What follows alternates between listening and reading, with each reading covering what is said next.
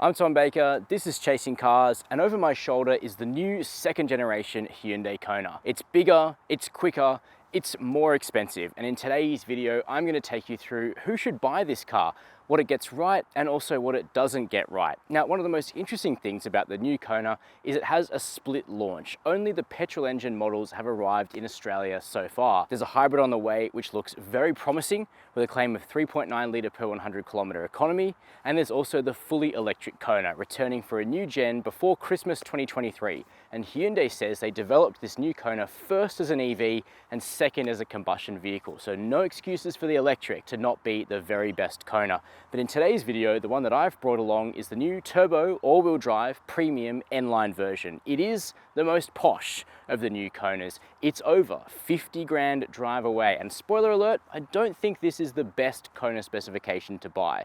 I'm going to explain that in today's video. I'm going to walk you through the car and tell you what I recommend potentially waiting for if you are considering a new Kona. But before we get started, hit subscribe below. Chasing Cars, honest reviews of your next car.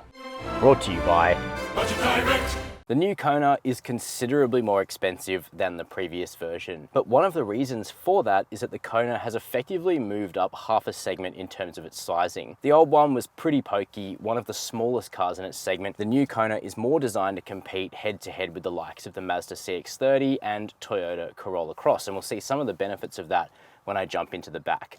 Now, there's only two model grades of Kona. The range has been radically simplified into the standard version, which has manual cloth seats inside, and the premium, which picks up nicer materials on the seats, but also heating, cooling, and power adjustment. From there, you can spend another 3 grand on the N-line package for either the base or the premium grade, and all that adds is sportier styling outside, which I think actually looks quite fetching, and plenty of red highlights inside, plus this Alcantara-like material on the seats and perforations and red stitching on the steering wheel. You'll either like the N-line stuff and see it as being worth 3 grand or not. What it does do to the 1.6 turbo all-wheel drive premium model though is it makes it very expensive. This particular car I'm sitting in is over $50,000 drive away, and the new Kona just can't quite support that kind of price in terms of perceived quality. Certainly the seats are nice, supportive, comfortable, and they have all those features that I just mentioned, and common touch points like the steering wheel are good enough, but the fact that Hyundai has stuck to a bunch of hard plastic for the major secondary materials, including the door tops, is not a trait of a $50,000 car on the road, and something like a Hyundai Tucson Elite is a richer feeling vehicle for less money than this Kona, but who knows if the Tucson will come in for a price increase in future. So which Kona should you buy? Well, I actually think the best Kona hasn't come out yet. It might be the electric, it might be the hybrid, and in fact there's a little Goldilocks spec hiding in the new Kona Hybrid Premium, which is 43,500 plus on roads. And I have a sneaking suspicion I'm going to quite like that car. I might even wait for it if I was looking at a Kona now, but let's check out what we can see today. And that starts with these dual crisp screens here, which are much more pleasantly arranged than the tech in the old car in one curved panel.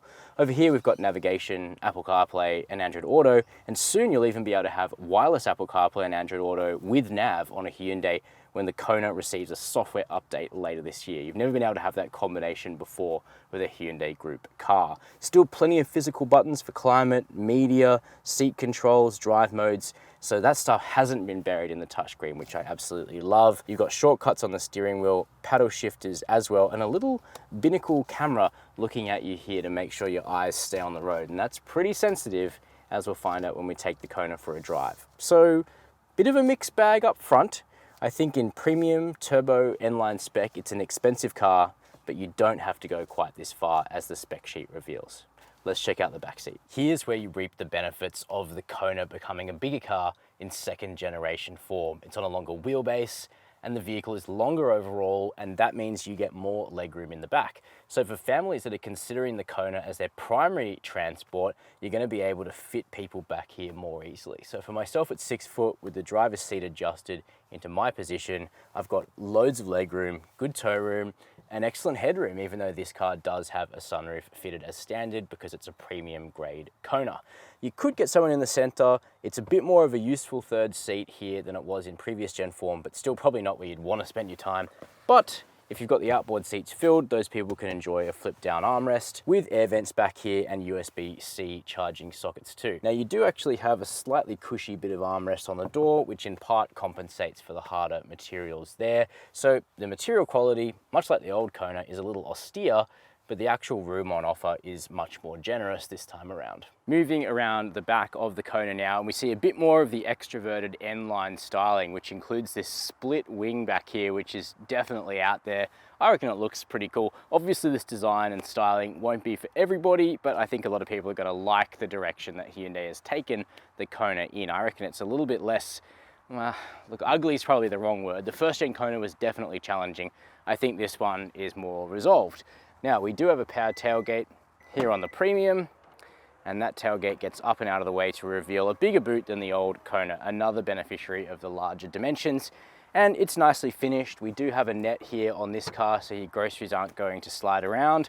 Beneath that boot floor, we have a space saver spare, certainly better than nothing, if not as good as a full-size unit, and a little bit of storage off to the left as well. And a button up here to close that power tailgate, which means we can discuss the running costs of the Kona. When it comes to running costs, the turbo petrol all-wheel drive model isn't quite as frugal as the standard non-turbo petrol, mainly because its servicing intervals are closer together. With the turbo, you have to service the Kona every 12 months or 10,000 Ks, and the first 5 of those services cost $399 each. 5 years is also the length of the warranty on the Kona with unlimited kilometers.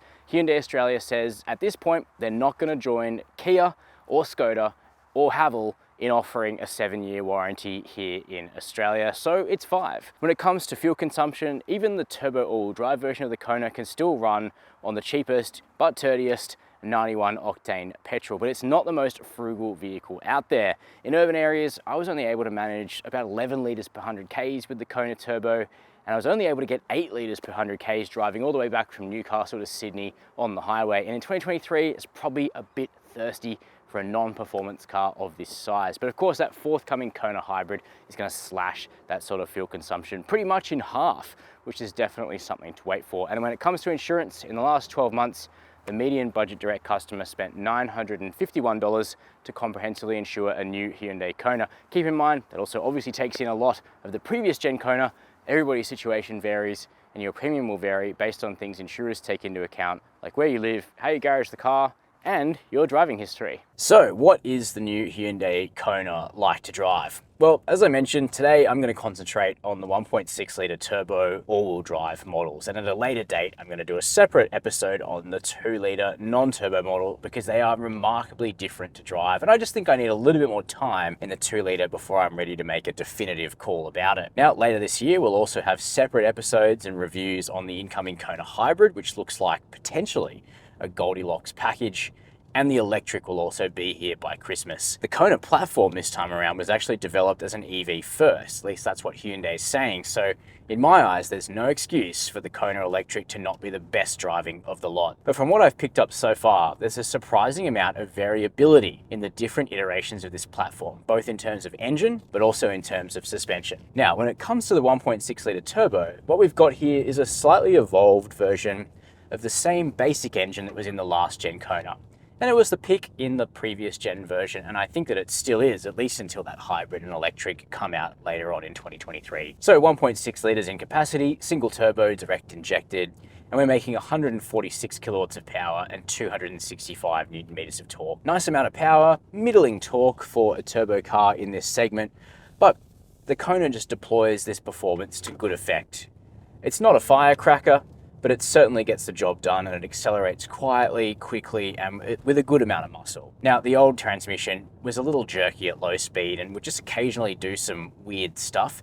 That's been obliterated now by a move to a really nice, smooth, efficient 8-speed torque converter, which just gets out of your way and you don't notice it, which is the whole point of an automatic. And the 1.6 turbo still has all-wheel drive. The other thing the 1.6 turbo has is a multi-link independent rear suspension, which significantly enhances the sophistication of the handling of this version of the Kona. The 2 litre is the only Kona engine that makes you go for a cheaper and less sophisticated torsion beam rear suspension, which generates a little bit of boom through the cabin in terms of sound, but mainly reduces the talent in the chassis for cornering on country roads. Now, of course, not that many people do that all the time, The thing that will be more decisive is the ride quality. As I mentioned, I feel like I need to spend more time in the 2-litre, which has its own suspension tune, but my first impression was that the 2-litre basic, cheapest version of the Kona, its suspension was noticeably more brittle and stiff than the tune that Hyundai has landed on for the 1.6-litre turbo. Now that apparently was not at all the goal when developing the suspension for this car. And what Hyundai Australia have done is they have had some prototype Konas in the country. They have tested and validated the suspension on local roads, but they were not given the opportunity, or did not take the opportunity, to do the suspension separately for Australia, nor did they pick and choose from a menu of globally available suspension items. Instead, what I've been told by senior Hyundai executives is that there is a global tune for the Kona this time around, so Australia is having to share that tune with other markets. Now that's common for cars in this segment. It's certainly not a problem, but I do think the 2-litre suspension configuration needs a little bit more attention from us here at Chasing Cars before we come to a decisive answer. What I can tell you is I quite like where the 1.6-litre turbo, all-wheel drive, independent rear suspension combination has landed. You can tell what's happening on the road surface. There's definitely a bit of firmness there, but it's not too stiff. I wouldn't call it plush or supple, but it's competent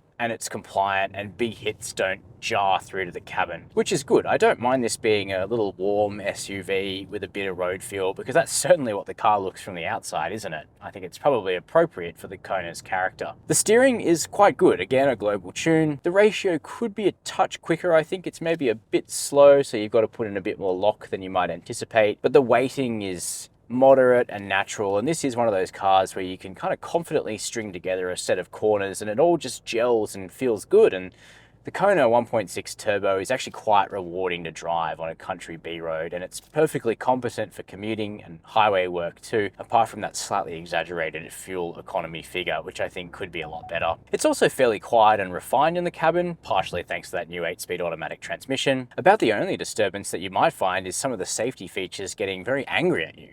And that's because I have a suspicion that Hyundai has erred very much on the conservative side of interpreting new regulations on safety features. It starts with a speed limit warning, which often gets the speed limit wrong and will then abuse you as a driver for going 1 km/h over a speed limit that it's detected. But occasionally it will just detect phantom speed limits that don't exist at all. So that means that you're going to use 7 taps to go into the software to turn that feature off every single time you start the car. You can avoid that. You can set up a shortcut that means it's only 4 taps every time you start the car, but still really annoying and unsophisticated. Then there's also an eye tracking camera here on the steering wheel, which will get upset at you even if your gaze dwells at the speedometer for slightly too long, and Android Auto will even lock you out from using it because it's linked to that camera. These are the sorts of things which are potentially very useful, but they need to be properly tuned and seriously stress tested before being released onto the market. And these ones feel a little bit too juvenile for my tastes. It's a shame because actually the lane keep assist and steering assist and adaptive cruise control and blind spot monitoring and blind spot cameras are all extremely well tuned. So if it wasn't for those 2 errant safety features, this would be a really complete package. But as it is, I think that software needs some attention from Hyundai HQ. So those are my first impressions of the new Hyundai Kona.